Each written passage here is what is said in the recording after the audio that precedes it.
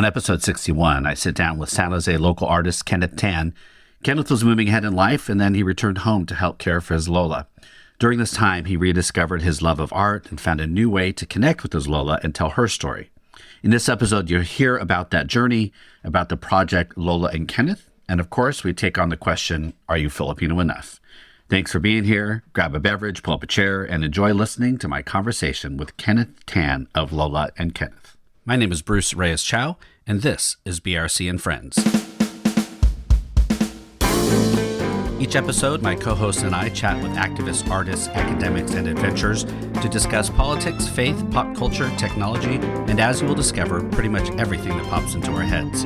This is basically an excuse for us to hang out with friends and colleagues and riff about things that matter. Welcome to BRC and Friends. And I am excited to be here with Kenneth, who I've kind of run into at some Filipino things and bought some stuff, and there's like stickers all over all of our luggage. And if you were watching this, you'd see a little product placement in the background of the video. And so I invited him on to talk a little about his project, but also get to know him a little bit. And so that's what we're doing today. So for those of you that are joining the podcast for the first time, my name is Bruce Reyes-Chow. I'm the host. We usually have some co-hosts, but they're all slackers, and I'm going to cut their salary, which is huge. But it's just me and Kenneth today. I'm in San Jose these days. I'm making my way in the world, writing and pastoral speaking, coaching, napping, all those kind of good things. I use he, him pronouns. And yeah, that's it. So, Kenneth, you would go ahead and introduce yourself, tell us your pronouns, where you are, what you're doing, all that kind of good stuff. Sure. Hey, how's it going, Bruce? Yeah, my name's Kenneth Tan. He, him pronouns, and I'm also in San Jose, California, and napping a lot and doing a bunch of Filipino stuff too, I guess, which is how we ran into each other. It's like every day is Filipino History Month in our households. Absolutely. Every day I'm just doing the Filipino thing every day. Yeah, exactly. We can't help it. I'm very excited to get to know you a little bit. I was cool. Me too. Recording someone else, and they're like, "Oh, we've not really had these long conversations, so let's record them and share it with everybody as we get to know each other." But so tell me, what did you grow up in San Jose? What's your history here? All that. What's my history here? Yeah, definitely. I've logged a lot of hours at Great America and Raging Waters. I'm a San Jose kid. Yeah, my mom, my Lola, raised me here, and love a churro. Lots of churros and pho. So I was in San Francisco for 30 years, and then my wife grew up in San Jose. She went to Gunderson. So what high school? No way. Did you go to? Yeah, I went to Midi. Okay. Yeah, I went to Midi, but Gunderson wasn't too far from my elementary school. So yeah, I'm familiar. Yeah. Gunderson, I always joked that it looks like a prison. Like if you look at this, if you look at it and think prison industrial complex, that's what it looks like to me. Because what that explains a lot. I took I took an SAT there, and all the students were wearing orange. So that's true. Well, that's a dead giveaway. They were wearing orange, and I remember dead giveaway in the middle of the SAT, they all stopped and they were doing bench presses in the yard. So did you get worried about where you could go, where the safe spot on the yard was? So we're back my wife's back in San Jose. My first time. I'm actually, I will say that we're on the south side. Sure. Which, if I could pick any other neighborhood, I'd rather probably be in that other neighborhood. I haven't found. Yeah, there isn't a lot of personality on this side of San Jose. This is not a podcast about San Jose, by the way, people. But welcome. Welcome to the San Jose podcast. San Jose podcast. But no, you have a lot of. You have Oak Ridge Mall. Yeah. And see, there's not a lot out here. I'm struggling because there's so much to name. I just don't know which ones. No, I don't. I think that's kind of you. We drive everywhere else to get stuff. Sure. Yeah, to be fair, I think that's San Jose. This is not a San Jose podcast. But I think that's San Jose, but that's our claim to fame. We're an hour away from insert city. But I feel like I'm 15 minutes away from any good food. There may be a few little restaurants, but really, anyway. So let's move on from San Jose talk. So you grew up here. Well, I should start that. So you grew up here, but yes. So the reason I wanted you on is because I ran into you at, I think, some Filipino thing, and you had a booth, and you had your art, and Lola and Kenneth, tell us about this project, a little bit of the history and what you're doing. Okay. Give us the spiel for those who have no idea. Yeah. Okay, sure. So the spiel, the project I do, it's a art project with my grandma called the Lola and Kenneth collaboration. So it's called Lola because that means grandma in Tagalog. And so basically in a nutshell, I moved back home like years ago to help my mom care for my Lola. And we started painting. My Lola would make these paintings. And then I started drawing her stories and her memories on top of them. And so we started working together and we started calling ourselves the Lola and Kenneth collaboration. My Lola makes paintings and I promise to finish everything she starts. So that's what we do. Awesome. So she would start them like with pen, paper, kind of thing, and then you would, like, where did the collaboration happen? I'm just fascinated by at what point you finish. Like, what does it mean to finish it for your Lola? Gotcha. So she would make watercolor paintings, and it started because we were just watching Netflix every day. So, I got real familiar with like Murder, She Wrote, like Angela Lansbury's body of work, and like Sean Connery, all the James Bonds. And so that's what she's taking you old school. Listen, young one, this is when TV was TV. Oh, yeah. This is TV. If a murder should be solved in the last 5 minutes of an episode. Exactly. Like every last time. It's so good. Columbo Murder, She Wrote. Angela Lansbury. Oh, bless her. Love her. Yeah. Rest in peace. Absolutely. So we were sitting at the kitchen table one day finishing breakfast, and I said, what do you want to do today, Lola? She said, something for a purpose.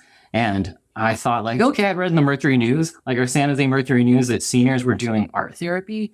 And I thought we could try that. So I brought out watercolors, and Lola would make watercolor paintings. And then I draw, like you were saying, pen and ink. So I used pen and ink to draw on top of her watercolors. Oh, awesome. Now, were you just one of those folks that was artsy and you could draw things and I'd look at you and be like, oh my God, I can never draw that? Or was that your thing? Or did you develop that because of this? Oh, maybe. I think yes, and both a little bit. Both. I always liked to draw growing up when I was a kid. Okay. I'm not like trained. What do you call it? I learned from books. Right. So I always loved to draw. I love comic books growing up. And so that's something that I like to do, but I'm Asian. I'm Filipino, so I didn't get to study it. Like I wasn't this is unique. You've never heard this before. I didn't get to draw in school, so it feels like. Did you ever watch? Now I'm quite a bit older than you, but did you ever watch the debut, the movie? I've seen it. Yeah, with Dante Bosco. Yeah. Well, I'm so glad he canceled, so I could be here today. I'm really happy to film. Real happy. Well played. Yes, I have I ever reached out? But that is the debut. That's the plot. You're right. Yeah, exactly. I was just like, oh, that was made up to you. It's like you can't do it, and you go and you sell your comic books, go to art school. You didn't do that. Totally. Yeah, that's totally it. So in a way, like drawing and painting with my Lola brought me back to something I always really loved to do. Yeah. And then, so when did you decide, okay, this is actually something that I could, in really good ways, like making a living at, like start to, sell and go to, the story kind of sells itself, but then you actually have to do it and set up the structure and all that. When did you decide I'm going to do this? Gosh. Okay. Well, Lola and I guess we started doing this together. Went back so this was 2015-ish, 2014-ish when we first started. Gosh, I don't remember. What was our first? A friend invited us out to like a Philippine arts and dance event and asked if we would want to come show our work there. So that was our first time like tabling.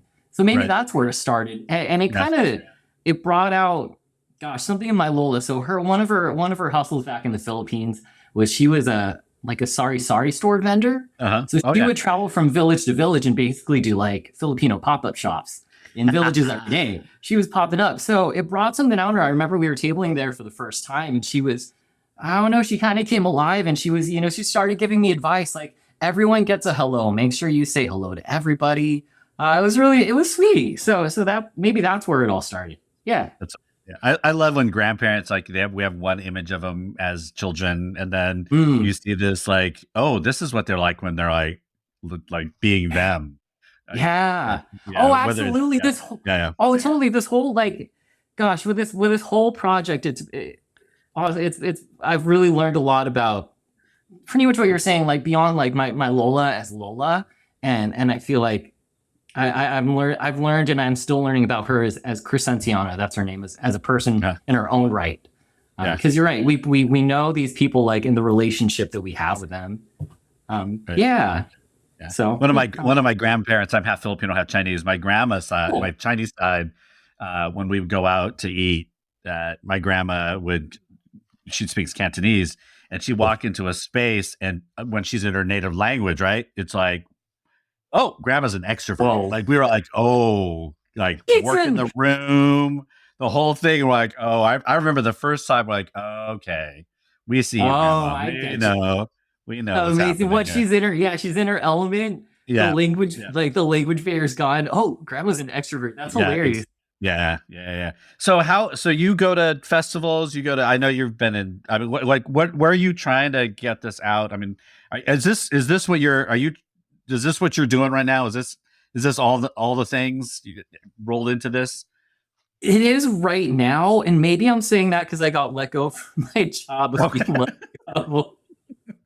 So, hey, but still, Well, many things can I'm be true at the all same time. I'm yeah, all in. I'm all in, Bruce. It's That's right. this podcast. A lot's writing on this podcast. Yeah. No pressure. No pressure at all. No pressure. So yeah, I'm trying to go. Well, October is a big month, so I'm trying to go out to a lot of we got a lot of Filipino American festivals coming up. I've started going out to schools and like talking to classes, especially with my grandma and I. So we made a book. It's called Right. Crescentiana. So I've been going to classes and talking, sharing the book and our work and what we do. Yeah, that's Yeah. it. Classes. Awesome. Well, we'll have links for all that One stuff. more. And Okay. yeah. Go for Oh, it. one more thing, I've started teaching like drawing classes, kind of in the Oh, style of like what Lola and I do together. These like I call them meditative drawing classes. So I have a bunch of those coming up at like libraries in South San Francisco and San Francisco. oh, awesome. That's great. Yeah. That's awesome. Hey, Cool. thanks. Yeah. So it's Asian American History Month. I don't know when this episode will be out in the Oh, order of, but I got to interview the president of the Filipino American National Historical Society, Kevin Nadal. whoa, And so, um, wow. did you grow up knowing about Filipino American History Month? Is it something that's been more like an adult consciousness? I mean, where did that come into your view of the world? When did October become like, oh, this is our month? That's a good question. I have no idea. When officially did October become Filipino American History In Month? the 80s or 90s, it started to be official, but it really didn't start really booming, I would say, Okay. in the last 5 or 6 years, where you started to see like events taking place across the country. The Bay Area has always kind of had them, but Okay. I mean, Fam Jam here in San Jose, you can't even get in. I mean, it's so crowded. Oh, Yeah. Last year wow. it was crowded. Jimny Days was crowded. Anyway, but when did when did that become Sure. conscious for you? Do you remember? Okay, that tracks. Like, I feel like in the very recent past, like 3 or 4 years, because Yeah. I feel like I've missed out on so many. Like, yeah, October as Filipino American history. I'm like, no, it's always been Halloween. Like at school, we did nothing. I don't remember. I don't remember like Lobia at school in October. Yeah. So I think you're right. It's recent, 3 or 4 or 5 Yeah, years. I mean it has been around for a while, but it really has kind of taken roots. I think out kind of it's moved from kind of that center group of activists and academics to kind of getting more mainstream, more organizations are doing things. And I mean, the population of Filipinos has always been big, but I think there's more awareness and We're things now. growing. Yeah, Yeah. we are. So it's like we are. you're right. So I like that. It's like Filipino American History Month is like the indie rock band of And now it's all becoming popular. And now it's becoming popular. Now so what do we do? big. Gosh. Yeah. So growing up Filipino in this area, it's always an interesting thing when you grow up in such an Asian area, but also Filipino. I Mhm. mean, do you remember when you kind of like, oh, I'm Filipino? Like, are there memories for you growing up, even in such a Filipino area, of Wow. how you kind of came into consciousness around your Filipino-ness at all? I mean, or has that just always been part of who you are? And I mean, I guess both things can be true, but do you Yeah. remember, is there a time where you started like, oh yeah, I'm claiming this part of my identity?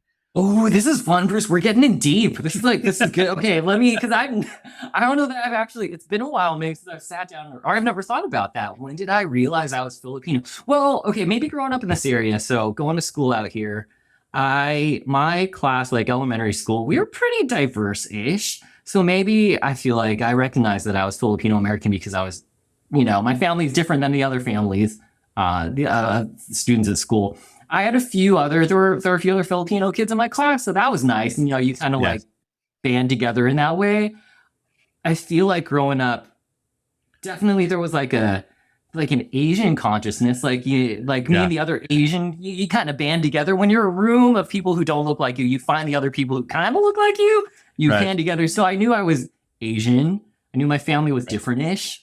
And then, yeah, so maybe it was like, early on, I knew, oh, I know what it was. It's the first day I went to elementary school and I opened up my little like Cool It container. Oh, My mom had packed like adobo and rice. Maybe that was it. I'm Filipino. the Cool Whip container. Yes. It was like, What's in there? yeah. You got to bring Cool Whip? Yeah. No, I did not get to bring Cool Whip to school. No, but, I wish. no, that's not what's in here, my friends. But No. that's Or too like funny. I can't believe it's not adobo, or I can't believe Yeah, it's that's right. not butter. Exactly. That's right. Yeah. Right. That's too that's Container. awesome. Yeah, I mean, it's an interesting thing for because there's so many ways in which people grow up Filipino, and Oh. I think that's the whole part of like Filipino History Month, is that our Filipino roots are so diverse that we end up looking different from each other. We have different like lived experiences of what it means to be Filipino. And I don't want to say that other Asian groups are so similar, but our Mhm. history makes it so that to be Filipino American really is so much more diverse than a lot of other communities. I think some way like Latin communities, because of all the different kind of countries and things that have Uh-huh. some commonality. But have you ever questioned like if you're Filipino enough? Like if you like what does it mean Like, to like really be Filipino American or Filipino or whatever? Has that ever yeah. been something that you've struggled with? Oh, absolutely. I don't even where to start. I feel like, gosh, definitely. Oh, where do I start with that? Every day, Bruce, I look in the mirror. I, I think, God, okay, example, like I remember I got to college and, there were all these, like Filipino American clubs and groups. Oh yeah. And I really struggled with like, I wanted to be a part of it, but I felt kind of like on the outside of it. Because Yeah. I hadn't grown up with, gosh, a lot of there just weren't a lot of, I didn't grow up hanging out with a lot of other Filipinos. Yeah. Well, if you go And to then one I of got those to groups, college. you go to one of those groups like, what do you mean you don't know Filipino American History Month? You're not a good Filipino. Exactly, yeah. Right? Right? And Yeah. history, I don't, I'm trying to learn Tagalog now, like, so that's a whole other thing. Side note, yeah. Another time I didn't feel Filipino enough. I went to Goldilocks like one time to pick up, some of my Lola's, food and lunch for my mom, and my Lola, and I got to the cashier, the register, and the lady behind it was like, Tagalog. Like I was like, hi, I'd like a small pinakbet. And she's like, Tagalog, order in Tagalog. She asked, she told you had. Yeah. Yeah. Order in Tagalog. That is so, And I couldn't do it. You don't get any food unless you speak the Exactly. Yeah. Yeah. I mean, I think that is one of those things. I know my kids, the language piece, right? Because there's always the question. And some people ask it really as a informative, I want to get to know you. And then some people ask it as a litmus test. Like how Filipino are you, right? What do you eat? Yeah. How do you speak the language? Have you ever been? Right. Who do you know? All that kind of stuff. Yeah, all these metrics. Yeah, you're right. Oh my gosh, there are all these metrics of like of how some people measure other people's Filipino-ness, right? There's like how much history do you know? How much culture? Is your nose flat? Like, Yeah. Yeah. do you know the foods? There are all these, you're right, these different dimensions. Yeah. I And mean, I think so, that's what our history has created, like this whole diverse way of being, which is a gift, really, to talk about being Filipino is so broad. cool. But I mean, if Filipino community can barely get it, I understand why like larger community doesn't always understand. Like Filipino looks like this to some people, and like, Sure. well, it's very, very different. It's Do you follow? Do very, you follow? Do you follow women's soccer at all? Professional women's soccer or any oh gosh, I didn't, but I did follow like the story of like our the team in the the World Cup. Philippines? And I was There's it. clapping. My mom was watching it. Yes. So we're a big soccer family. We're Oh, like my cool. kids played and all that kind of thing. So I we think you were we. mean all Bruce. This is true. This is true. I believe. We went to the World Cup, the Women's World Cup, so got to watch Whoa. the Philippines team play. And like if you look at the Philippines team, Yeah. they look like the keeper is like a quarter Filipino, looks pretty white. There's like Yeah. people that look African American. I mean, but I was like, we look at that and like, yeah, that is the Philippines. Other people, we heard folks like, well, how's that keeper Filipino? And my kids are like, oh God, do I have to explain the diaspora of the Philippines to this, kind of, or like, well, no, Gotcha. just let it go. And Yeah. but yeah, I mean, looking at that team was like, oh, this right here looks like the breadth of who Filipinos are, which is kind of cool. Oh yeah, absolutely. Yeah. But what's the most Filipino thing that you probably do that you could like if you were to say, oh yeah, tell me I'm Filipino without telling me I'm Filipino? Like, is there anything that like, oh, this is probably pretty Filipino? Like what do you, or anything that you? Okay, I don't. Okay, this is a guess because I don't know if this is Filipino. But the other thing, please tell me. Like, I was pulling like laundry out of the dryer, and the dryer sheet fell on the floor, and my hands were full. So I like scrunched. I picked it up with my foot, like the dryer sheet, and then I lifted it like one leg, and then put it in the garbage. Is that a thing? Is that a thing? Because my mom. Do you do that? Do you grab stuff with your feet? I do. Okay. God, is that Filipino? We should put that out there. Is this Filipino? Yeah. Is there a poll? Filipino or not? Filipino or not? My core memory, I get it from my mom. One of my like earliest memories is my mom was carrying me, and she picked up a Kleenex with her foot, like while she was like rough. So I think that's where I got it. So I don't know if that's like, I don't know if it's a thing. We should ask. Let's put it out there. It's a family thing or a Filipino thing. Yeah, I mean, who knows? Sure, it could be a Filipino thing. We'll go with that. Okay, but you're not in your family. I don't. One of my kids does a lot like that, but it's not like I don't think but I mean, my wife's white, so maybe we got taken out of the gene pool. Gotcha. But yeah, I'm trying to think of the things that I think the biggest thing for us is just how family just assumes we're all up in each other's stuff all the time, for good or bad. Like it says, like my wife is white. We have other white folks that are married into the family, and they're like, "So we're gonna see your family again?" I'm like, "Yeah, yes." Oh my gosh, that's such a thing. Yeah, yes, just gonna show up. Yeah, right. Just showing up, assuming you're going to see each other. Yes, it's so true. Yeah, we're just gonna have dinner. We're going to dinner again. I mean, it's just like okay. Yeah. My wife was the first non-Filipino to marry into my generation of cousins and everything, and it took her a bit. But then there have been others. there have been others who have come in and they'll talk to my wife and be like, "Oh my God," she's like, "Oh no, I'm not getting on your side. It's taken me a long time. You're on your own. If you will lose." Basically, like the Reyes gene is strong. You can decide to try to take that on, but. You will lose. So, but it's an uphill battle. Wow. Good luck with that. Yeah. Good luck. There have been a couple times like, Robin, you've been. It's like, no. Oh no. Yeah. Robin, Bruce's mom likes me better than Bruce now, so I'm yeah. So it's all good. It's all wow, good. That's great. So do you cook, and do you do like other dishes that you make and all this? And then I have a I have a litmus test question for you Ooh, okay. about food in a minute. But I hope I really I want to. I hope I get a score at the end, like a Filipino Myers Briggs, like at the That's right. That's right. at the end. Let's see. So, do I cook? Yeah. Yeah, I do. I like to cook. Let's see. What do I make? I try to make Filipino stuff. It's hard because gosh, my Lola did pretty much all the cooking when we were kids, we were growing up. And then my mom, started to cook when my Lola got older. And I remember it's like I can make things, but they don't quite taste right. Have you ever sat down and got the recipes and kind of my Chinese side and my Filipino side, at one point one of the grandkids sat down and just had our grandparents talk through what they were doing. I still remember my Chinese grandma made this amazing tomato shrimp stuff, and we're like, oh my gosh, grandma, so but then we found out the main ingredient was ketchup. Surprise! Hey, something you have already.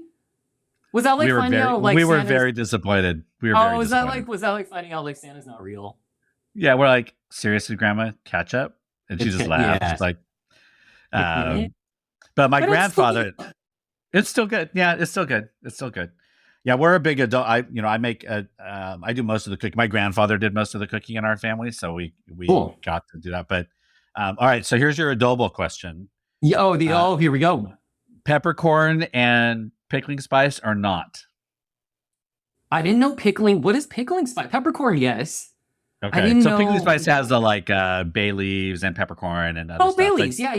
Bay leaves, yes. So you are. So there are folks who believe that peppercorn is not to be in adobo.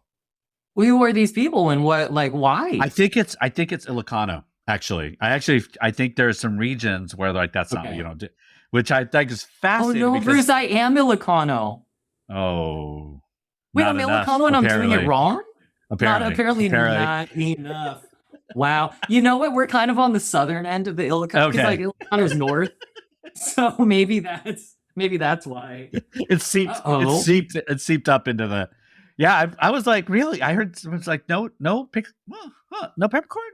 And then I mentioned it. I mentioned it somewhere, and there was this like divide. It was like, yeah, you put it. And the others like, no. And I'm like, oh, I didn't know this thing. So I'm asking everybody. That's fine. Okay, well, that's good. I know every family. I feel like I was trying to explain adobo to like my white friends. They're like, what is adobo? And I was like, it's kind of like you guys and chili.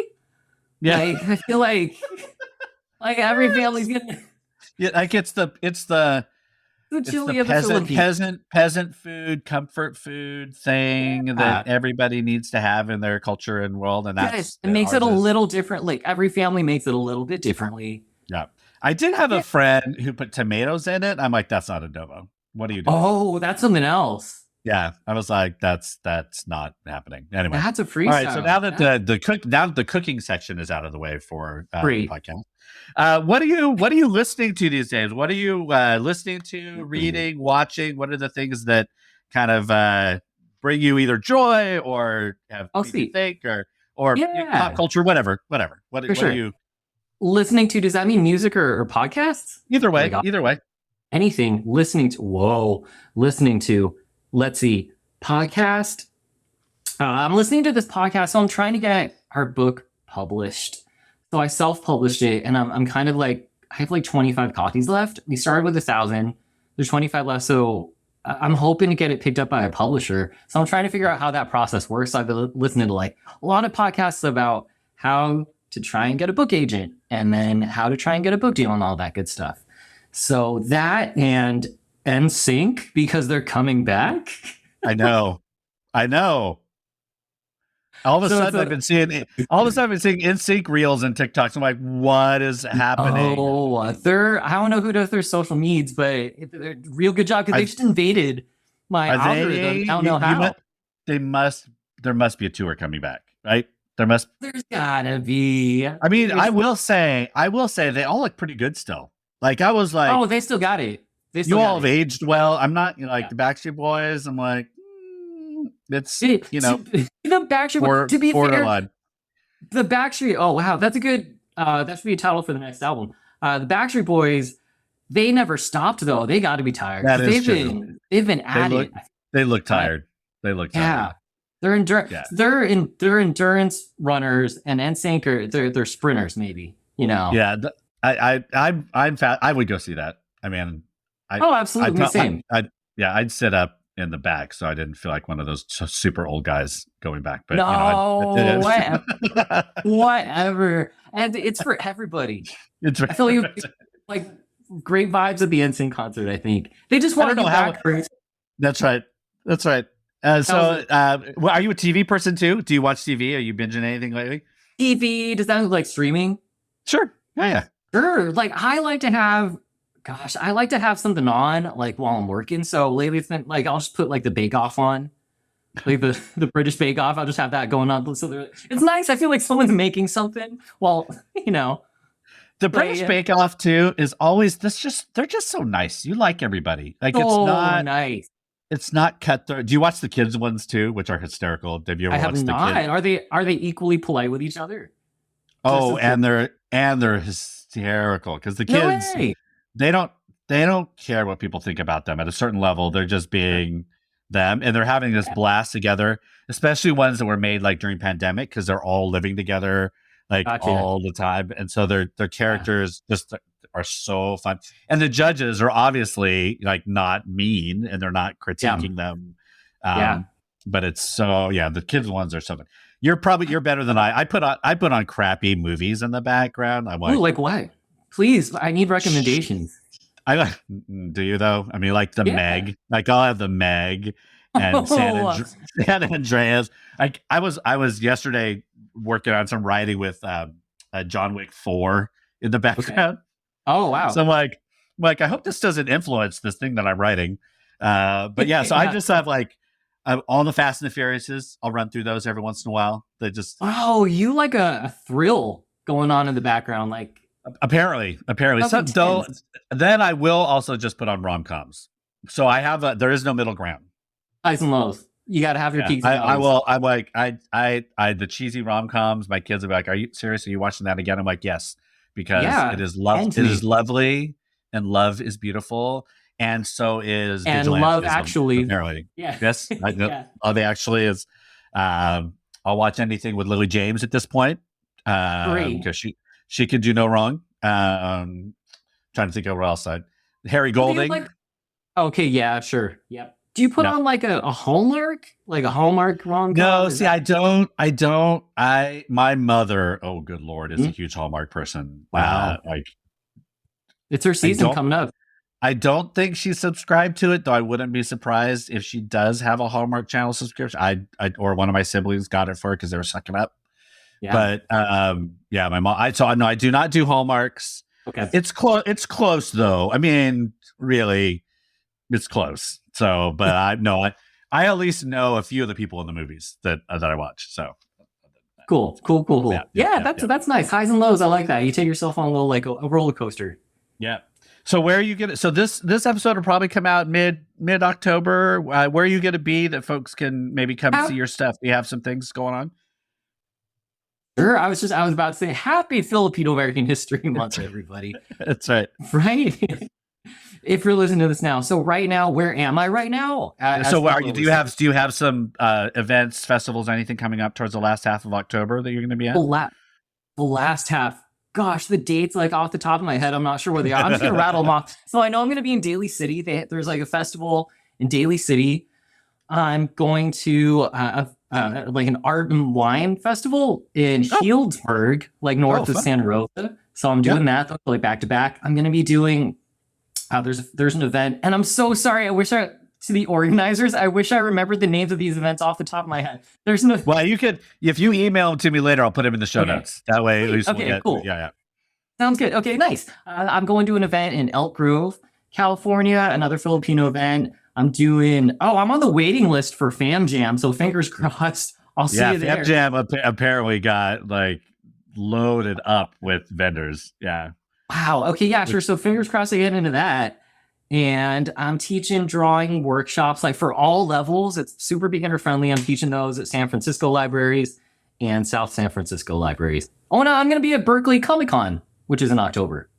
Oh, that's awesome. Berkeley Library Comic-Con, yeah. Oh, awesome. That's great. And then how can people get in touch with you just in general? What are the socials and handles, all of that? Where can we find you? Yeah, my main is Instagram. I'm on all socials, but mainly Instagram at Lola X Kenneth. Lola X Kenneth. And then the website is lolaxkenneth.com. Awesome. Good branding. Well done. Hey, thanks. Got all the things right. I'm locked all right. it in. That's right. Exactly. All right. Well, thank you so much for hanging out a little bit. It was great to get to know you a little bit more. I'm sure I'll see you at some of the festivals. We'll buy more stuff and all that kind of thing. Oh, thanks. Seriously, as we travel, I have like all the stickers are all over our luggage because they're so unique. So folks, if you, I'll put the links in the show notes. Folks, go order stuff because I think I ordered online one time. You can order online. You'll know that it's Kenneth doing it. So it is. Yeah. I package everyone. You're not your distribution warehouse with your huge staff or not. It's literally this room you see me in right now. Yeah. This is the shipping the shipping table is here, right? Yeah, exactly. That's shipping awesome. to my That's right awesome. distribution. Right. Yeah. Thanks. That's Bruce. Exactly. Yeah. Well, I'm glad you could be on. All right, folks. Thank you for joining me today. Joining us. Go to all the podcast places, rate, review, subscribe, all that kind of thing. We got a bunch of episodes still coming up for Filipino American History Month, as well as some other authors and things coming on. So again, go subscribe, rate, review, and thank you for joining BRC and Friends. We'll see you next time. BRC and Friends was hosted and produced by Bruce Reyes-Chow. Co-hosts were Jorge Bautista, Mickey Scott Bay-Jones, Amy Kim Karemis Parks, and Laura Monaco Heifetz, and the theme music was composed and recorded by Marissa Magdal Laurent. Feel free to connect with any of us via the show notes. And lastly, please don't make me beg. Take a moment to rate, review, and subscribe to BRC and Friends wherever you listen to podcasts. Until the next episode, thanks for listening to BRC and Friends.